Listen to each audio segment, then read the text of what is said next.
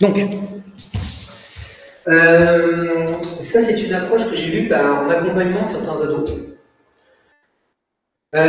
où il y avait pas mal de mélanges où ils se posaient des questions sur leur sexualité. Est-ce que j'aime les hommes? Est-ce que j'aime les femmes? Comment je suis dans mon corps? Le corps qui bouge, c'est pas forcément super simple. Alors, tout au long de notre vie, c'est pas toujours simple, mais au moment de l'adolescence, c'est particulièrement compliqué parce que notre corps il change, les hormones arrivent, et qu'est-ce qui se passe? Donc, le but, c'est toujours qu'une proposition. Tout ce qui est mis, tout ce que j'explique, c'est toujours une proposition pour avoir une structure qui peut donner une base pour expliquer des choses. D'accord? Et qui peut servir de base pour les différents outils ou les différents secteurs de bien-être. Donc là, la confusion autour de la sexualité et de l'identité du genre est fréquente. Donc, surtout pour l'adolescence ou différents moments de notre vie.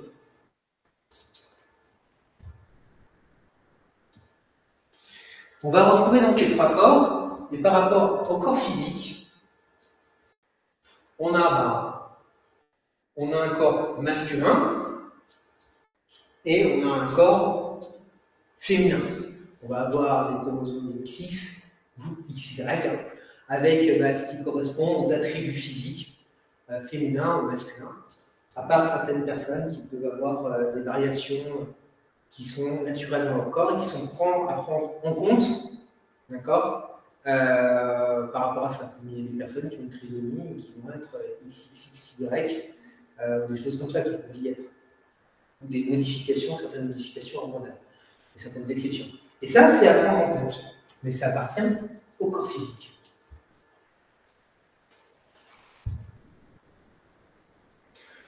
Ensuite, on va avoir le corps psychologique.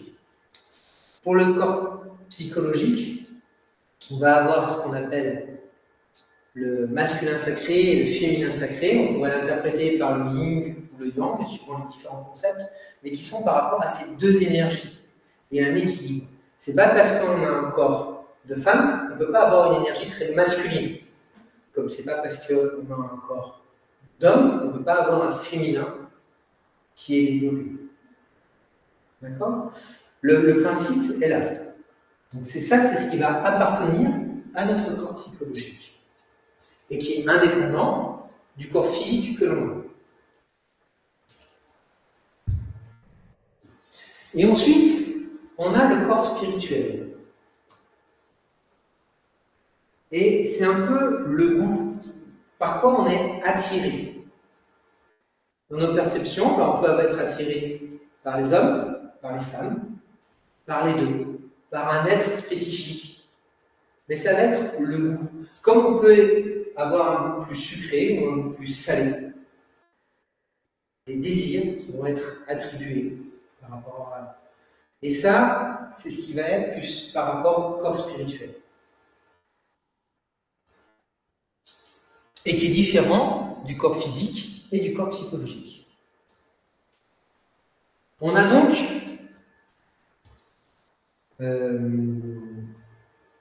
des confusions qu'il peut y avoir entre les corps. Et on va vouloir changer le corps physique, notre apparence, alors que c'est notre équilibre féminin-masculin. Parce qu'on va avoir une attirance, on est un homme, on va avoir une attirance pour les hommes, on va vouloir féminiser notre corps, ou se dire qu'on va avoir, alors que peut-être pas du tout. Et à l'inverse, des moments où on peut avoir un corps et des attitudes qui sont très féminines, même pas pour autant, si on est un homme, être attiré par les hommes, et être attiré quand même par les femmes. Et des moments, par souci de cohérence, les personnes vont vouloir changer leur corps physique, parce qu'ils vont avoir un goût, alors que c'est complètement différent, ou par leur équilibre de leur énergie féminin-masculin qui est à l'intérieur d'eux, veulent tout changer parce qu'ils se sentent mieux dans le féminin et ils se mettent par rapport à des croyances de la société. On voit d'ailleurs un peu ces choses complexes avec comment les personnes qui se sentent un peu atypiques par rapport à ça. On voit LGBT++, avec tous les acronymes qu'il y a, pour essayer de définir. Mais en fait, le principe que je propose, c'est pas de le définir, mais de comprendre que c'est un mélange qui va se faire dans ce qui se passe dans les trois corps.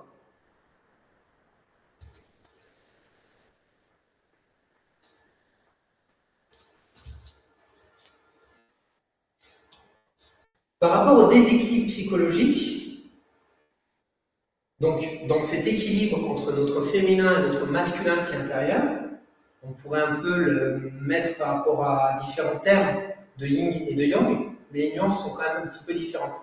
Mais ce serait sur quelque chose qui serait plus proche dans les mots. On va avoir un déséquilibre initial qui a une difficulté à trouver une harmonie entre ces énergies masculines et féminines intérieures. Ensuite, il y a la projection extérieure. D'accord? Donc, qu'est-ce que l'on projette? C'est pas parce qu'on a ce déséquilibre qu'on sent de ce qu'on vouloir projette. Souvent, des personnes d'ailleurs qui sentent ce côté masculin, ok? Moi, on le voit beaucoup dans les entrepreneuses qui doivent vraiment se positionner, être dans l'action, et qui vont exagérer au niveau physique leur féminité, en mettant des maquillages, des choses très féminines, très sexy, où elles vont mettre leur féminin encore plus en avant, physiquement, parce qu'à l'intérieur, elles sentent ce masculin. Mais en fait, c'est juste l'équilibre masculin-féminin qu'elles ont en elles. Donc, le comprendre. Mais en tout cas, il va y avoir un déséquilibre initial à l'intérieur. Par exemple, je suis une femme qui a beaucoup de masculin. On va voir projeté sur l'extérieur. Et on va rechercher des solutions pour le faire à travers notre corps, par exemple, physique. Et en fait, à l'intérieur, regardez, et finalement, si je suis bien comme ça, si je suis une femme et j'ai plus de masculin, ok, j'ai plus de masculin, où est mon féminin, retrouver la place qui convient en fait entre les deux, pour être en harmonie et être bien. Certaines personnes seront bien avec 60%, si on devait mettre un pourcentage pour l'expliquer, 60% de masculin et 40% de féminin, même si je suis une femme, et je suis très bien comme ça. Mais pour ça, il y a besoin de pouvoir le voir. Et souvent, il y a un refus qui est fait. Et c'est pareil pour les hommes. Des moments, c'est bien, parce que là, de sa position, il va en afficher encore plus. Et à l'intérieur, des moments, ils ont une grande sensibilité, et ils ont un équilibre, parce que finalement, ils ont beaucoup plus de féminin, naturellement en eux. D'accord? Et ils vont le transposer sur le masculin par rapport à l'extérieur et sur le plan physique, alors qu'ils ont un équilibre complètement différent. Et tant qu'ils n'ont pas accepté ce qui se passe dans leur corps psychologique, ils vont essayer de compenser, soit sur le corps physique, soit sur le corps spirituel.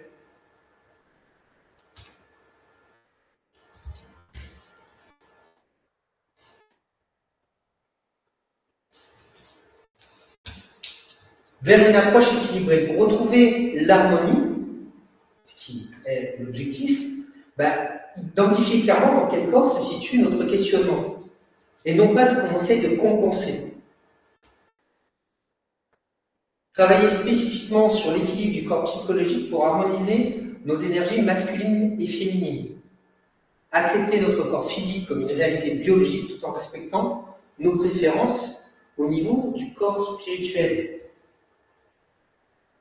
Les goûts, quand quelqu'un aime plus le salé ou aime plus le sucré, il aime plus le salé ou aime plus le sucré. On ne va pas oublier ça. Notre corps physique qu'on est, pour le modifier, sauf opération, il y en a qui font des changements hormonaux, des choses comme ça, et finalement, c'est une compensation, souvent, qui se fait au niveau du corps psychologique. Après, la personne, elle peut le faire, pourquoi pas, mais ce que l'on propose, c'est d'abord de trouver notre harmonie, où j'en suis dans mon corps psychologique sur mon équilibre, où j'en suis dans mon corps spirituel au niveau de mes goûts, et après, finalement, s'il y a des changements qui doivent se faire au niveau du corps physique, pourquoi pas, mais en conscience que ce n'est pas une compensation de ce qui se passe au niveau du corps psychologique ou du corps spirituel.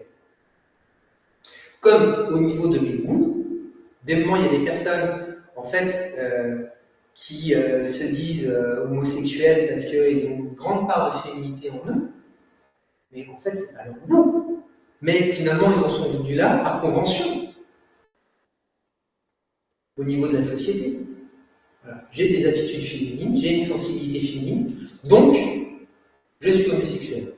De la même façon, des personnes qui sont très masculines, qui sont dessus, n'assument pas forcément leur goût et arrivent à des perversions. Et la même chose pour les femmes. C'est juste, voilà, arriver à remplacer ça à travers cette vision et ce schéma. Ce qui peut expliquer beaucoup de choses.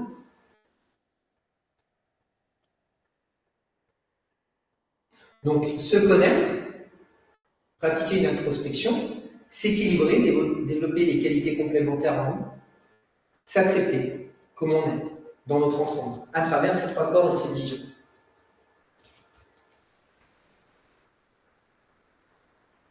Une invitation à la réflexion.